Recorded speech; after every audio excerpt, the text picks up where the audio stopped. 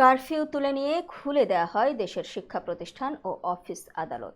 মঙ্গলবার রাজধানীর বিভিন্ন রাস্তা ঘুরে দেখা যায় কোথাও কোনো ট্রাফিক পুলিশ নেই।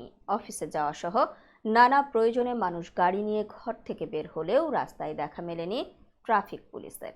রাজধানীর গুরুত্বপূর্ণ সড়কের ট্রাফিক ব্যবস্থা রক্ষায় লক্ষ্য করা গেছে সাধারণ শিক্ষার্থীদের প্রচেষ্টা।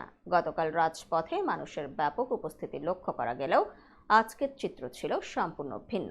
রাস্তায় গাড়ির তেমন চাপ লক্ষ্য করা যায়নি।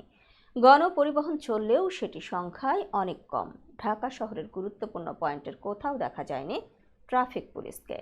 রাজধানীর বিজয় সরণিতে ঘুরে দেখা যায় প্রত্যেকটি পয়েন্টে ট্রাফিকের দায়িত্ব পালন করছেন স্থানীয় শিক্ষার্থীরা। হাতে লাঠি, মুখে বাঁশি নিয়ে ছাত্ররা দাঁড়িয়েছে ট্রাফিক সিগন্যাল নিয়ন্ত্রণের জন্য। ছাত্রদের এমন উদ্যোগকে পথচারীদের অনেকেই ইতিবাচকভাবে নিয়েছেন।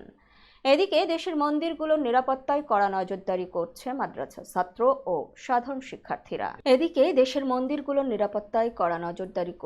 মাদ্রাসার ছাত্র ও সাধারণ শিক্ষার্থীরা মঙ্গলবার কুমিল্লা নগরী ও আশেপাশের এলাকার মন্দিরগুলো ভাঙচুর থেকে বাঁচাতে মন্দিরের সামনে অবস্থান নেন তারা। মধ্যরাতেও কুমিল্লার বিভিন্ন মন্দিরের সামনে তাদেরকে দেখা যায়। এদিকে মন্দির রক্ষার্থে বিভিন্ন স্থানে মাইক, মৌখিক ও সামাজিক যোগাযোগ মাধ্যমে পাহারা বসানোর জন্য বলা হচ্ছে আন্দোলনকারীদের।